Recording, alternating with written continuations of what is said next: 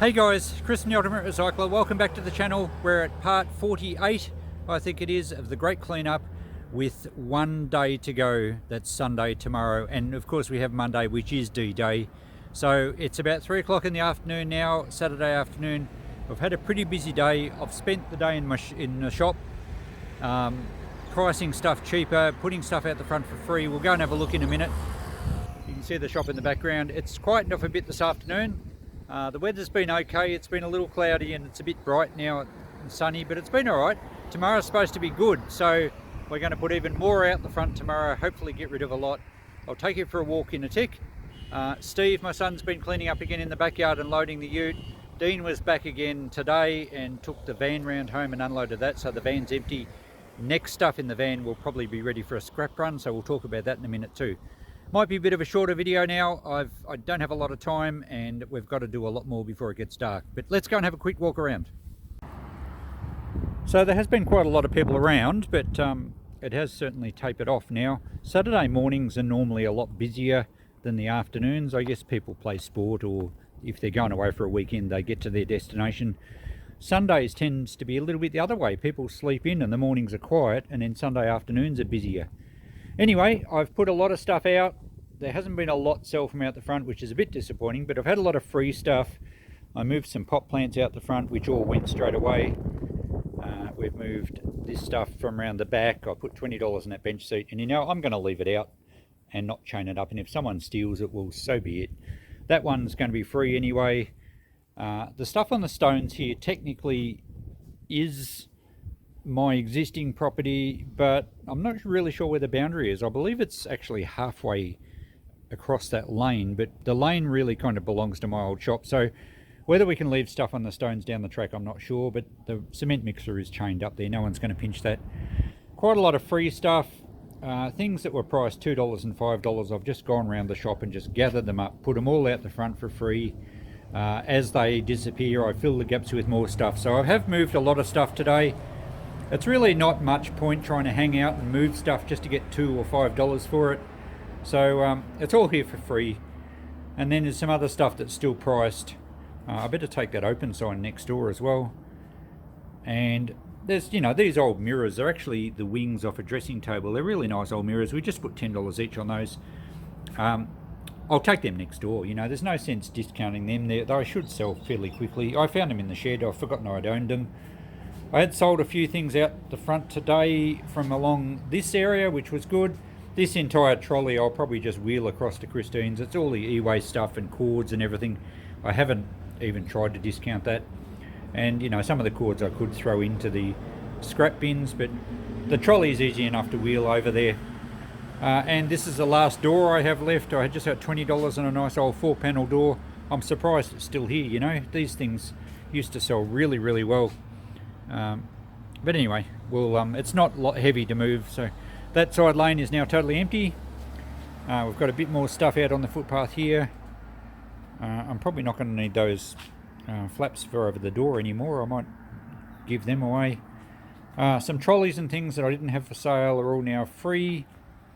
And I've got enough shelves at home, so they're free as well. I'm not going to clean stuff if it's going for free. Have a look in the shop. Let's have a walk through here. We should just about have an echo in the front of the shop now.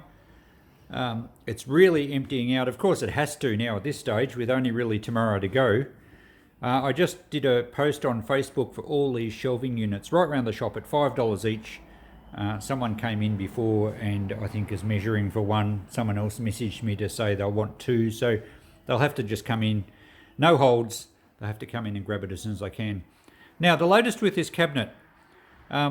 It had sold twice, and both people have come down with COVID and can't collect within the time frame. Look, that's a bit odd, but that's what's happened. Now, my landlords came in today to see me, and I haven't spoken to them since the place was sold. And they came in to see how I was going. I think they were really surprised with what I've managed to do. And they did actually volunteer. I did not ask them. They did volunteer to say, if you need a few more days for someone to come and get that cabinet, you know, if once they've got through their COVID isolation, then it can probably stay there an extra few days. So that was nice of them. And it certainly does please me that I don't have to take the doors off and try and move it. and I don't know where we would have put it anyway. So hopefully one of those sales comes through. I did ask the landlords what the actual settlement date was, because I knew it wasn't the 11th, and I believe it's actually in August. It's the next month, which is what I thought. I'd been told it's supposed to be a 90-day settlement. But anyway, they'd given me a date. I'd accepted the challenge, and I still hope to have it done by D-Day, which is Monday. At least the beauty is that I know I'm not going to be really hauled over the coals if it's not quite done, because they still own it for another month. But I have stopped paying rent, so I want to get it done on time. All right, so there's a few lights and things to get from the ceiling yet. Steve's going to do those because he's got two good arms. This room is pretty well echoey as well. Not a lot of stock in here. Hopefully a few of these shelves will sell quickly. A little bit of wiring and things and hooks to get down from the ceiling, and some signage which is up on the wall. I can't believe no one wanted this Art Deco dressing table. Really good condition. Very classic Art Deco, probably 1940s. Glass on top of it. Excellent condition mirror. And we've got it at $20. And there's still no takers. We put it on Facebook. One lady was going to come and then let me down, and then was going to come the next day and let me down again. So it's still available at $20. That's just amazing. Look, if we're going to move it out, we're not going to make room for it in Christine's shop. It'll probably be for free. Okay, let's wander down the house. I don't know if I've shown you the house lately. Oh, I think I might have in a recent walkthrough. But have a look at the hallway. Beautiful. I wouldn't call it clean. Well, I haven't vacuumed or anything, but it's empty. It's echoey, it's empty, and it's yeah, how's the serenity? All right, this room's clean. We've been in there before. I'll go take you out the backyard and show you what Steve's been up to and what's left to do in the backyard. Hang on, I think he's out there and he doesn't like being on camera. Just give me a tick. Okay, that tick was about 2 hours ago. I've just got busy and didn't get back to filming. It's just on dusk and Steve's gone home for the night. He'll be back again tomorrow, and let's have a walk around, see what's left. Well, that stand's going tomorrow. That stuff I do have to take to Shepparton, which is our nearest major centre that accepts paint and chemicals for recycling. The back porch is cleaned off, all the gardens are neatened up. Well, with regards to the carpet mats I had over for the worms and all sorts of other stuff, so all those bricks belong here. We just have a few sundries around and the bins, and the yard is looking awesome. And in the middle there's some tubs and buckets just for recycling. I still have to get the glass from over against the fence there. There's mirrors and glass that I'm going to take home. And we still have a little pile of aluminium and stainless steel saucepans here to process. I've just been filling wheelie bins with those. It certainly doesn't take very long to process them, and it's worthwhile, I think. But the rest of the yard's all neat, tidy. A little bit more timber to burn there, and Steve's taken some home for his shed fire. Some cardboard boxes just to go there because the recycle bins are full. The sheds are all completely finished, and I'm going to start loading up the van probably in the morning for our scrap run. We haven't done a scrap run for a while, and I'm looking forward to that. So that's pretty well just all sorted into aluminium and stainless steel. Now the price of aluminium is still not too bad. I think they're quoting $1.50 a kilo, which is not bad at all really. I've got some cast aluminium, I've got some general domestic aluminium, I've got some extruded, so I'll be loading the van up with that. The stainless steel is the big disappointment out of all my scrap. At one stage a few months back it was $2.40 a kilo, and now it's just $1, so that's a massive drop. Bit of a shame, but I've got to be happy because I've really topped the market in just about everything I've taken down except for the stainless steel. Of course I still have my copper, and that is pulling back a bit as well. But whilst aluminium's pretty good, I'll be doing a load of that next. Here's all the irony aluminium.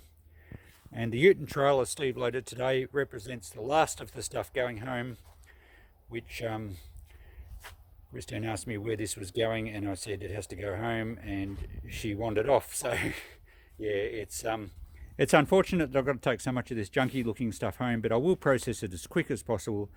And Christine, when you watch this, I do sincerely apologise that a lot of this is going home. I simply don't have a choice at this moment, and I will certainly process it as soon as I can. All this stuff is full of aluminium ready to go to Melbourne. So we're done here for today. The van's emptied. Thanks Dean, he's helped again. He took the van home and emptied it for me. The carport at home is looking very, very full. So this ends Saturday.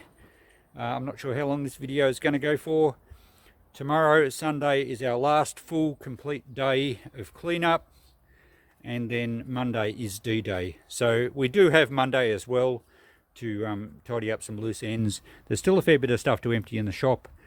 A few of those shelves went, and I have some people coming back tomorrow to pick up some stuff, but we are going to have to box up a fair bit in the shop and either give it to the local charity shops or leave it at the front for free. We don't want to take too much more into the other shop. Okay, let's finish this one up. Thanks for watching again, guys. I hope you're still enjoying the process, the whole process of this cleanup. If you're just joining my channel now, it's been a saga, I can tell you. There has a separate playlist. I think this was part 48, if I remember correctly. In the next part, well, tomorrow is part 49. I'll again document what we're doing on the day and show you how the shop looks. D-Day, Monday, I'll probably do a part 50, and then we might do a sort of a video of a walk through how it was. I'll get some of the footage of the original part 1 of my walking from the back door of the house all the way down to the back lane, and then we'll do the exact same walk now just to see how the difference is. Anyway, that'll do for today's video. Thanks for watching. We'll catch you in the next one. Bye for now.